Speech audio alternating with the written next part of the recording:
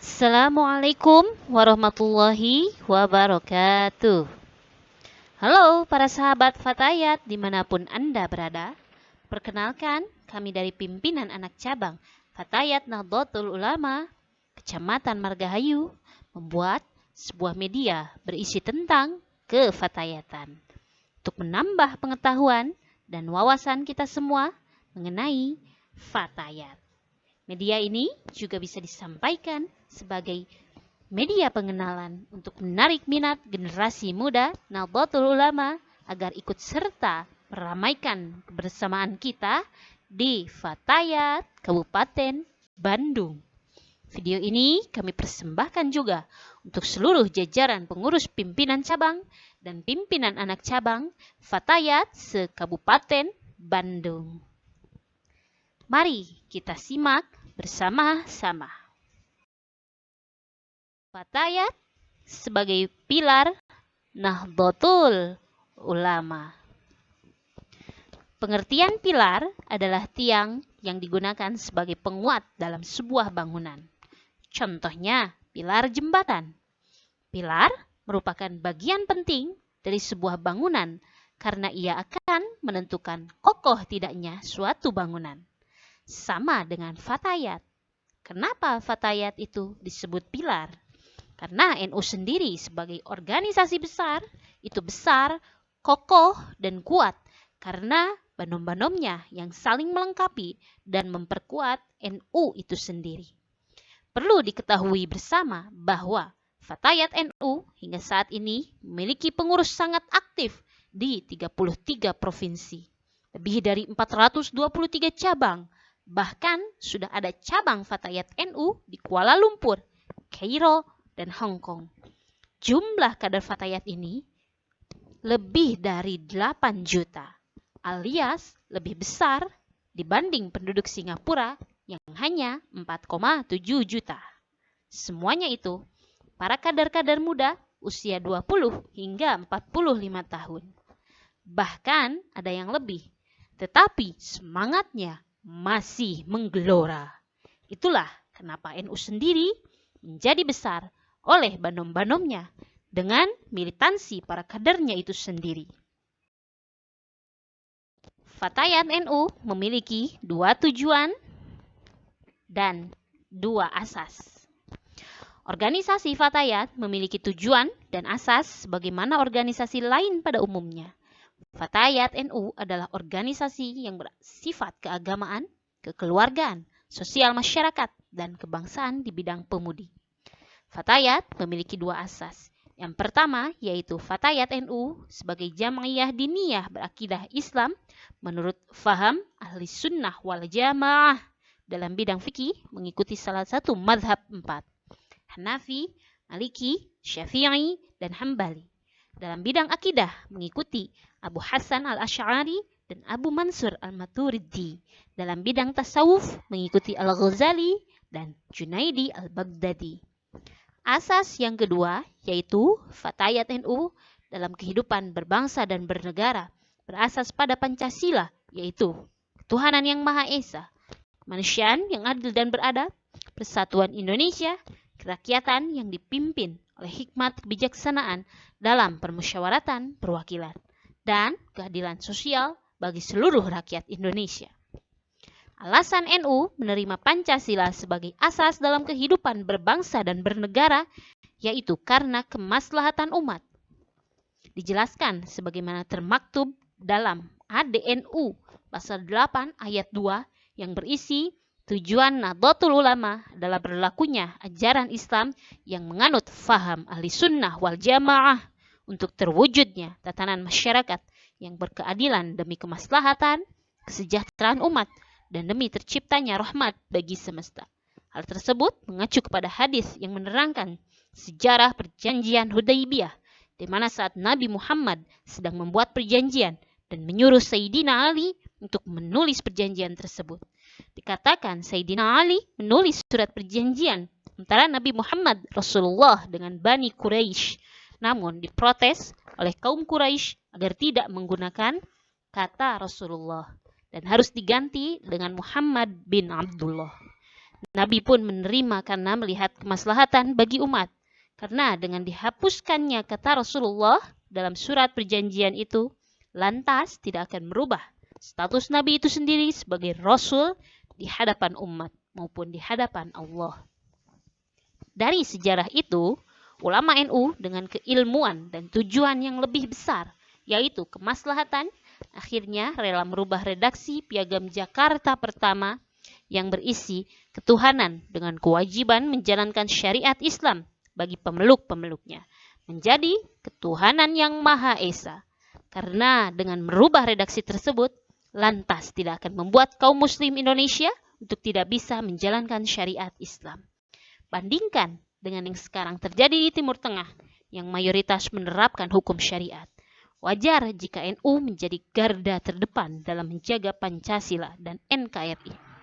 Karena kecintaan kita terhadap tanah air sudah dicontohkan sejak zaman Nabi Ibrahim dan banyak dalil dalam Al-Quran seperti surat Al-Baqarah ayat 126 yang artinya, dan ingatlah ketika Ibrahim berdoa, ya Tuhanku, jadikanlah negeri ini negeri yang aman sentosa dan berikanlah rezeki dari buah-buahan kepada penduduknya yang beriman di antara mereka kepada Allah dan hari kemudian. Fatayat NU juga memiliki dua tujuan yang mulia. Yang pertama yaitu membentuk perempuan muda NU yang bertakwa kepada Allah, berakhlakul karimah, beramal soleh, cakap, bertanggung jawab, berguna bagi agama, nusa, bangsa, dan negara. Dan yang kedua, mewujudkan kesetiaan dan rasa memiliki terhadap asas, akidah, dan tujuan Nahdlatul Ulama. Kita akan membahasnya satu persatu dari pengertian, makna lambang, sejarah pendirian, hingga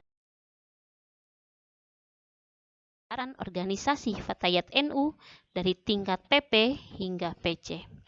Pengertian ditinjau dari segi bahasa, Fatayat berasal dari bahasa Arab, fatatun. Jamaknya fatayatun, yang artinya pemudi. Adapun ditinjau dari segi istilah, Fatayat adalah suatu organisasi masyarakat yang beranggotakan pemudi-pemudi Islam, berhaluan ahli sunnah wal jamaah yang mempunyai kepemimpinan secara vertikal dari pengurus ranting sampai pucuk pimpinan dan di bawah naungan organisasi induk, yaitu Jam'iyah Nahdlatul Ulama. Organisasi Fatayat NU dilambangkan oleh setangkai bunga melati tegak di atas dua helai daun dalam sebuah bintang besar dikelilingi 8 bintang kecil dengan dilingkari tali persatuan. Lambang Fatayat NU dilukiskan dengan warna putih di atas dasar hijau dan di bawahnya bertuliskan Fatayat NU. Arti dari lambang Fatayat NU. Yang pertama yaitu setangkai bunga melati melambangkan niat yang suci. Yang kedua, tegaknya bunga melati di atas dua helai daun berarti dalam setiap gerak langkahnya, Fatayat NU tidak lepas dari bimbingan NU dan Muslimat NU. Di dalam sebuah bintang berarti gerak langkah Fatayat NU selalu berlandaskan perintah Allah dan sunnah Rasul. Yang keempat, 8 bintang berarti 4 khalifah dan 4 mazhab. Yang kelima, dilingkari oleh tali persatuan berarti Fatayat NU tidak keluar dari ahli sunnah wal jamaah. Keenam, dilukis dengan warna putih di atas warna dasar hijau yang berarti kesucian dan kebenaran. Fatayat NU tidak bisa dilepaskan dari sejarah berdirinya Nahdlatul Ulama sebagai organisasi induknya dan sejarah Indonesia sebagai tanah airnya. Penjajahan selama bertahun-tahun telah menyebabkan bangsa Indonesia terpuruk. Perjuangan melawan keterbelakangan, kemiskinan, kebodohan, dan keterpurukan akibat penjajahan ini kemudian mengkristal dan melahirkan semangat kebangkitan di seantero negeri hingga mencapai puncaknya pada tahun 1908 yang dikenal sebagai tahun kebangkitan nasional.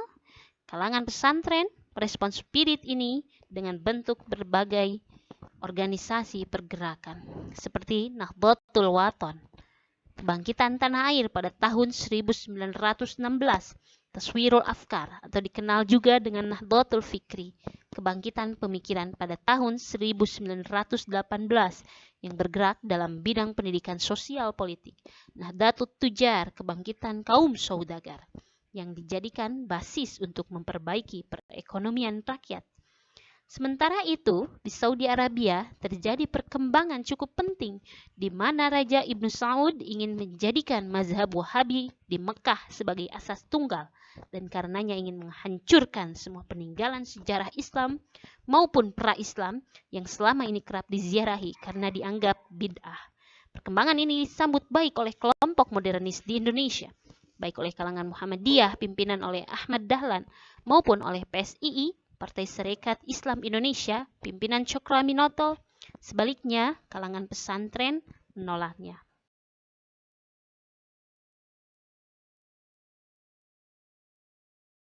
Dikeluarkan dari anggota Kongres Al-Islam di Yogyakarta pada tahun 1925 dan tidak dilibatkan dalam Muktamar Alam Islami, Kongres Islam Internasional di Mekah yang akan mengesahkan keinginan raja tersebut. Kalangan pesantren kemudian membuat delegasi sendiri bernama Komite Hijaz yang diketuai oleh Kiai Haji Wahab Hasbullah. Atas desakan kalangan pesantren yang diwakili oleh komite ini dan tantangan dari umat Islam dari berbagai penjuru dunia, akhirnya raja pun mengurungkan niatnya. Hingga saat ini Mekah membebaskan umat Islam dengan mazhab apapun untuk beribadah. Dan peninggalan sejarah serta peradaban yang sangat berharga nilainya pun tidak jadi dihancurkan. Penolakan Kongres Al-Islam di Yogyakarta pada kalangan pesantren, keberhasilan misi Komite Hijaz, dan telah adanya organisasi-organisasi kecil di kalangan pesantren kemudian mendorong mereka untuk membentuk organisasi besar yang bisa mewadahi seluruh kalangan pesantren. Pada tanggal 31 Januari 1926, bertepatan dengan 16 Rajab 1344 Hijriah, masih dengan semangat kebangkitan, dibentuklah organisasi Nahdlatul Ulama dan memilih Kiai Haji Hashim Asy'ari sebagai Rois Akbar. Ini adalah dokumentasi dari Komite Hijaz yang dibentuk oleh para ulama. Berkat perjuangan dan perlawanan mereka lah, akhirnya Raja Saudi mengurungkan niatnya untuk menghancurkan bangunan-bangunan Islam bersejarah dan membebaskan umat Islam dengan mazhab apapun untuk beribadah. Ini adalah potret pendirian organisasi Nahdlatul Ulama yang pada saat itu Kiai Haji Hashim Asy'ari ditunjuk sebagai Rois Akbar. NU memang dikenal sebagai organisasi muslim tradisional dan sejak awal anggotanya adalah laki-laki. Namun demikian, pemimpin NU sejak awal telah merespon isu-isu perempuan secara progresif. Kiai Haji Wahid Hashim yang merupakan putra Kiai Haji Hashim Asy'ari misalnya pernah membolehkan perempuan menjadi seorang hakim.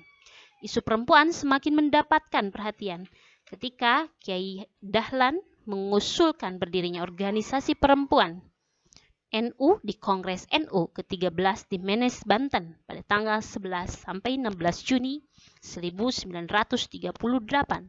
Kongres ini sangat penting karena mulai membicarakan tentang perlunya perempuan mendapatkan kesamaan hak untuk mendapatkan didikan agama melalui NU.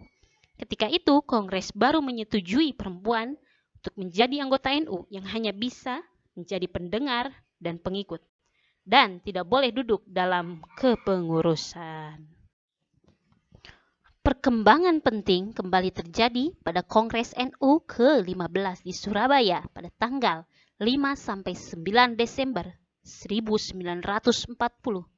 Ketika itu terjadi perdebatan sengit merespon usulan agar anggota perempuan NU mempunyai struktur pengurusnya sendiri di dalam NU. Kiai Dahlan termasuk mereka yang gigih memperjuangkan agar usulan tersebut diterima. Hingga sehari sebelum kongres berakhir, peserta tidak mampu memutuskan, hingga akhirnya disepakati untuk menyerahkan keputusan akhirnya pada pengurus besar Syuriah NU. Kesempatan ini dimanfaatkan oleh Kiai Dahlan untuk mendapatkan persetujuan secara tertulis dari Kiai Haji Hashim Asy'ari dan Kiai Haji Wahab Hasbullah. Setelah didapatkan, Maka peserta kongres pun dengan mudah menyetujui perlunya anggota perempuan NU untuk memiliki struktur kepengurusannya sendiri dalam NU. Pada Kongres NU ke-16 di Purwokerto, tanggal 29 Maret 1946, struktur kepengurusan anggota perempuan NU disahkan dan diresmikan sebagai bagian dari NU. Namanya ketika itu adalah Nahdlatul Ulama Muslimat yang disingkat NUM. Ketua pertama terpilihnya adalah Ibu Khadijah Dahlan dari Pasuruan, yang tak lain adalah istri Kiai Dahlan. Ini adalah potret Nyai Juwaisi, seorang perempuan Sunda asal Sukabumi. Dalam perjalanannya, Juwaisi memberikan sumbangsi besar dalam gerakan perempuan di lingkungan NU dan dianggap sebagai pelopor berdirinya organisasi perempuan NU. Peran sentral Juwaisi dalam pendirian Muslimat NU diawali pada Forum Muktamar NU ke-13 yang diadakan di Menes, Banten pada tahun 1938. Dikutip dari buku berjudul 50 tahun Muslimat NU, berkhidmat untuk agama, negara, dan bangsa, yang ditulis oleh tokoh NU Abdullah Alawi, Nyai Juwaisi tercatat menyatakan, di dalam agama Islam bukan saja kaum laki-laki yang harus dididik mengenai pengetahuan agama dan pengetahuan lain, kaum wanita juga wajib mendapatkan didikan yang selaras dengan kehendak dan tuntutan agama. Karena itu, kaum wanita yang tergabung dalam Nahdlatul Ulama mesti bangkit. Nyai Juwaisi adalah salah satu wanita yang sangat berjasa dalam pergerakan para wanita muslimat menyambut era kebebasan dalam berorganisasi dan meraih pendidikan yang setara dengan kaum pria di tengah organisasi NU yang saat itu masih patriarkis. Kebangkitan perempuan NU juga membakar semangat kalangan perempuan muda NU yang dipelopori oleh 3 serangkai, yaitu Murtasyah Surabaya, Huzaimah Mansur dari Gresik, dan Aminah dari Sidoarjo. Pada Kongres NU ke-15 tahun 1940 di Surabaya juga hadir putri-putri NU dari berbagai cabang yang mengadakan pertemuan sendiri yang menyepakati dibentuknya Putri Nahdlatul. Mereka sebetulnya sudah mengajukan kepada Kongres NU agar disahkan sebagai organisasi yang berdiri sendiri di dalam NU. Namun, Kongres hanya menyetujui Putri NUM sebagai bagian dari NUM. Dalam 2 tahun, Putri NUM meminta agar mempunyai pimpinan pusatnya sendiri yang terpisah dari NUM. Karena organisasi Putri NUM di tingkat cabang terus bertambah. Pengurus besar Nahdlatul Ulama kemudian menyetujui pembentukan pengurus pusat Putri NUM yang diberi nama Dewan Pimpinan Fatayat NU pada tanggal 26 Rabiul Akhir 1939 Hijriah hingga 14 Februari 1950. Selanjutnya, Kongres NU ke-17 tanggal 20 April hingga 3 Mei 1950 di Jakarta secara resmi mengesahkan Fatayat NU menjadi salah satu badan otonom. Namun berdasarkan proses yang berlangsung selama perintisan hingga ditetapkan, Fatayat NU menyatakan dirinya didirikan di Surabaya pada tanggal 24 April 1950 bertepatan dengan 7 Rajab 1317 Hijriah. Pucuk pimpinan Fatayat NU pertama adalah Nihayah Bakri sebagai ketua 1 dan Aminah Mansur dari Sidoarjo sebagai ketua 2. Kepengurusan pada waktu itu hanya mempunyai 2 bagian, yaitu bagian penerangan dan bagian pendidik. Ini adalah potret pelopor Fatayat NU atau yang biasa disebut 3 serangkai Fatayat NU, yaitu Murtasyah, Huzaimah Mansur, dan Aminah Mansur.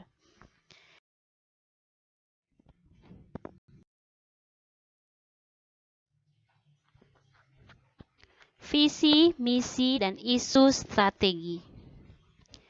Fatayat NU memiliki visi, yaitu penghapusan segala bentuk kekerasan, ketidakadilan, dan kemiskinan dalam masyarakat dengan mengembangkan wacana kehidupan sosial yang konstruktif, demokratis, dan berkeadilan gender. Fatayat NU memiliki misi untuk membangun kesadaran kritis perempuan, untuk mewujudkan kesetaraan dan keadilan gender, penguatan SDM, Human Resource Development, dan pemberdayaan masyarakat. Fatayat NU memiliki strategi yaitu sistem kaderisasi, sistem manajemen organisasi, penguatan hak-hak perempuan, dan penguatan ekonomi dan sumber dana tetap. Sasaran programnya ditujukan kepada masyarakat umum perempuan berusia 20 hingga 40 tahun.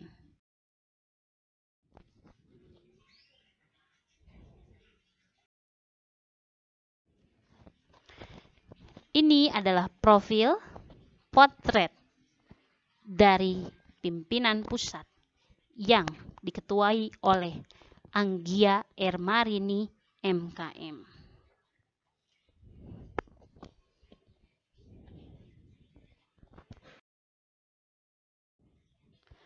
Dan ini adalah potret dari pimpinan wilayah yang diketuai oleh Hirni Kifa Hazifa SPD MIKOM. Pada pelantikan pengurus PW Fatayat NU Jabar tanggal 9 Agustus 2020. Dan gambar terakhir ini adalah profil daripada pengurus PC Fatayat NU Kabupaten Bandung yang diketuai oleh Yayu Juwairiah SPDI.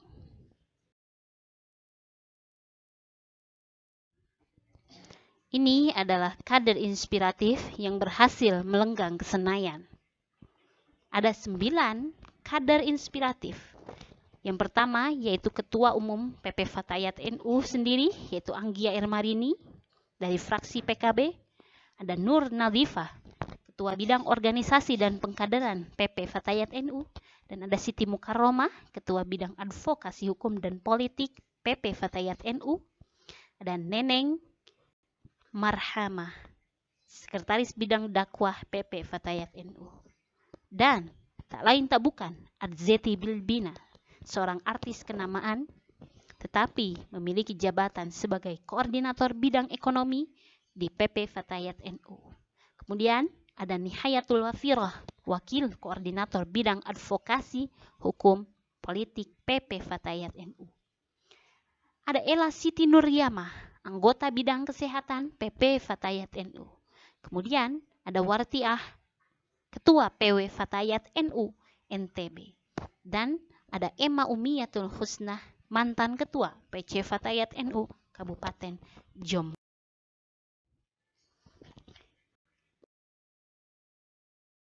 Program kerja sebagai berikut. Yang pertama, dalam bidang organisasi dan pengkaderan. Tujuan program ini adalah mewujudkan, memaksimalisasi kegiatan dan program-program Fatayat NU, serta untuk meningkatkan kualitas kader Fatayat NU sehingga kegiatan organisasi tidak stagnansi. Pada poin kedua ada bidang pendidikan. Tujuan program ini adalah meningkatkan kualitas sumber daya manusia Fatayat NU. Program yang ketiga yaitu pada bidang hukum, politik, dan advokasi. Tujuan program ini adalah terwujudnya keadilan hukum, terpenuhinya hak-hak perempuan, serta perlindungan terhadap anak dan kebutuhan dasar hidup sebagai warga negara. Program yang keempat yaitu program dalam bidang kesehatan dan lingkungan hidup. Tujuan program ini adalah mengupayakan peningkatan kualitas kesehatan perempuan, anak. Program yang kelima dalam bidang sosial dan seni budaya. Tujuan program ini adalah mengupayakan peningkatan kesejahteraan sosial dan pelestarian nilai-nilai seni budaya Islam. Kemudian ada program dalam bidang ekonomi. Tujuan program ini adalah meningkatkan kesejahteraan dan kemandirian ekonomi anggota Fatayat NU. Program dalam bidang dakwah. Tujuan program ini adalah mengembangkan wawasan keagamaan Islam Ahli Sunnah wal Jamaah untuk mengantisipasi aliran lain yang bertentangan. Pada program yang terakhir yaitu program bidang penelitian dan pengembangan. Tujuan program ini adalah tersedianya data yang dapat digunakan untuk pelaksanaan pengembangan program Fatayat Nahdlatul Ulama. Nah, itulah sekilas mengenai Fatayat sebagai Nahdlatul Ulama. Semoga apa yang kami sampaikan ini menjadi media informasi sebagai sarana membangun relasi hingga rasa cinta kita terhadap NU dan Fatayat NU terus tumbuh, kuat, dan berkembang. Hingga diharapkan tidak hanya menjadi penonton saja, tetapi juga menjadi aktor dalam tumbuh kembang Fatayat NU agar terus maju dan bersinergi. Serta tentu saja dengan bekal pengetahuan kita menjadi kader yang militan. Dan mudah-mudahan apa yang kami sampaikan pula menjadi sedikit wawasan bagi para kader yang baru bergabung dan akan bergabung di Fatayat NU. Sekian dan terima kasih. Allahumma muwafiq ila aqwamit thariq, wabillahi taufiq wal hidayah, wa ridha wal inayah. Wassalamualaikum warahmatullahi